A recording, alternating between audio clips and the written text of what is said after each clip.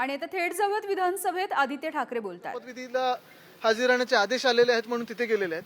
मूळ गोष्ट हीच आहे, काल देखील आम्ही पाहत होतो जेव्हा मराठा आरक्षण ह्या महत्त्वाच्या विषयावर चर्चा सुरू होती, संध्याकाळी 3-4 तास, मला वाटतं रात्रीपर्यंत चालली. जे महत्त्वाचे काही वक्ते होते त्यावेळी मुख्यमंत्री आणि उपमुख्यमंत्री कोणीही हजर नव्हतं आमच्या हाऊसमध्ये. ही अशी सगळी थट्टा चाललेली आहे.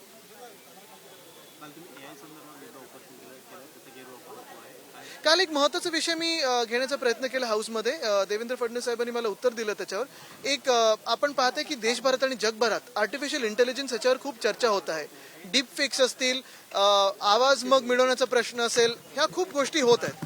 आणि ह्याच्यात युरोपियन युनियननी आत्ताच मागच्या आठवड्यात एक कायदा बनवलेला आहे. माझा हाच प्रश्न होता की साधारणपणे आपल्या महाराष्ट्र राज्यामध्ये देखील आपण असा कायदा बनवण्याचा विचारत आहोत का.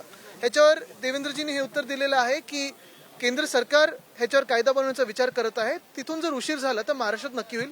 एक तरुण आमदार म्हणून आणि आमदार महाराष्ट्राचा म्हणून माझी हीच इच्छा राहील की ह्याच्यावर लवकरात लवकर आपण पावलं उचलावी. कारण हे पाहताय आपण की जग बदलत चाललेलं आहे आणि AI आपला एक मोठा घटक होत चाललेला आहे.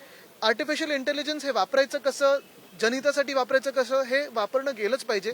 कारण हेल्थकेअर असेल, एज्युकेशन असेल, शिक्षण असेल, आरोग्य असेल, या दोन्ही क्षेत्रात ह्याचा खूप मोठा उपयोग होऊ शकतो. पण हे होत असताना कुठेही क्राईम वाढू नये ह्याच्यावर देखील आपण लक्ष दिलं पाहिजे. नुकसान झालेल्या शेतकऱ्यांचा दिल्लीचा दौरा कॅन्सल झाला. काय काय UBT नावाचे कार्ड आहे, ते कार्ड भरलं की मोर्चा संपेल अशी टीका केली. मला वाटतं प्रश्न सोपा आहे. धारावीचा विकास होत असताना कुठच्या तरी सरकारचा एका मित्राचा विकास होऊ नये, एका व्यक्तीचा विकास होऊ नये. निश्चितपणे ज्यांना प्रॉफिट कमवायचे त्यांनी कमवावे, पण ते कसे असावेत, काय असावेत, त्याच्यावर सरकारचं काहीतरी रेग्युलेशन असायला पाहिजे. महत्वाची गोष्ट म्हणजे एवढ्या जर काही आपण सवलती देत असू तर आमचं महाविकास आघाडीचं सरकार होतं तेव्हा सरकारलाच कसा फायदा होईल हे बघून आपण पाहिलं असेल बीडचा जो विकास केला, पुनर्विकास करायला सुरू केलं, ते सरकारच्या माध्यमातून केलं. तर ह्या सगळ्या सवलती जर आपण देणार असू, मेगा सवलती जर देणार असू, तर मग सरकारच का नाही करत आहे. विधानसभेत सकाळीच आज मुद्दा उपस्थित झालेला की मुंबईमध्ये आरे कॉलनीमध्ये लँड जिहादचं प्रकरण समोर येत आहे. खरंच असं प्रकरण आहे का? नाही, याच्यावर थोडं मला बघायला लागेल. याच्यावर मी आता आपल्याकडून ऐकतोय. भाजप नेत्यांवर खासदारकीची जबाबदारी दिली जाते. जे UBT कार्ड आहे ते जर अदानींनी विक्री केलं तर हा मोर्चा थांबेल. बरोबर आहे ना. त्यांच्या मित्राला एवढं बोलल्यानंतर त्यांना वाईट तर वाटणारच. खासदारकीची जबाबदारी अनेक भाजप आमदारांवर दिली जाते. आपण कुणाविरोधात शड्डू ठोकणार आहात का लोकसभा निवडणुकीच्या पार्श्वभूमीवर? ठाण्यात आपण लोकसभा निवडणूक लढवणार आहोत. मला वाटतं अनेक असे चर्चेला काही काही ठिकाणी मी ऐकत आहे, या बातम्या ऐकत आहे, काही चर्चा ऐकत आहे.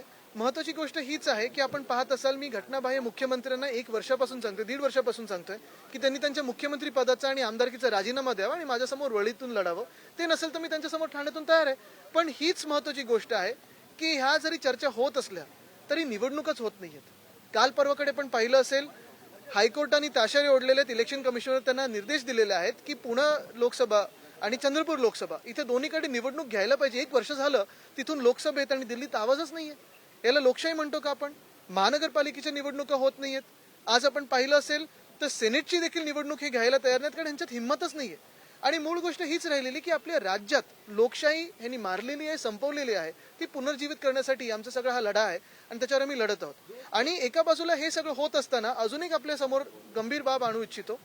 काही काही गोष्टी एवढ्या वेड्यावाकडे होत चाललेल्या आहेत. कालच पेपरमध्ये आलंय की मला वाटतं बोरिवली विरार या रेल्वेसाठी काही कांदळवनं हलवण्याचा प्रयत्न आहे आणि तसा प्रस्ताव आहे. पण त्याचं ते लावणार पुढे लागवड करणार आहे तर गडचिरोलीत ही झाडं लागलीच पाहिजेत. पण जर तुम्ही मॅनग्रोव्ह हलवत असाल तर तिकडच्या तिकडे तुम्ही रिप्लांटेशन केलं पाहिजे. पण हा जखम मांडीला आणि मलम शेंडीला हा कुठचा न्याय? तसंच जर आपण पाहिलं असेल तर अजूनही दिघा स्टेशनचं उद्घाटन 8 महिने तयार आहे तरी झालेलं नाही. उरण लाईन असेल, डोंबिवली मानकोली कनेक्टर असेल, हे तसंच्या तसं पडलेलं आहे. आणि आज देखील मुख्यमंत्री कुठे आहेत? घटनाबाह्य राजस्थानमध्ये आहेत. आदेश आले म्हणून तिथे गेलेत. आपण पाहिलं असेल MTHLचं अजून उद्घाटन पेंडिंग आहे.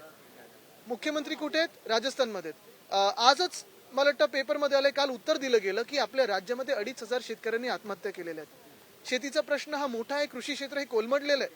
मोठे मोठे उद्योग देखील दुसऱ्या राज्यात जात आहेत. घटनाबाह्य मुख्यमंत्री दुसरीकडे प्रचाराला जातात, शपथविधीला जातात, दिल्लीला बोललं की दिल्लीला उडी मारत जातात.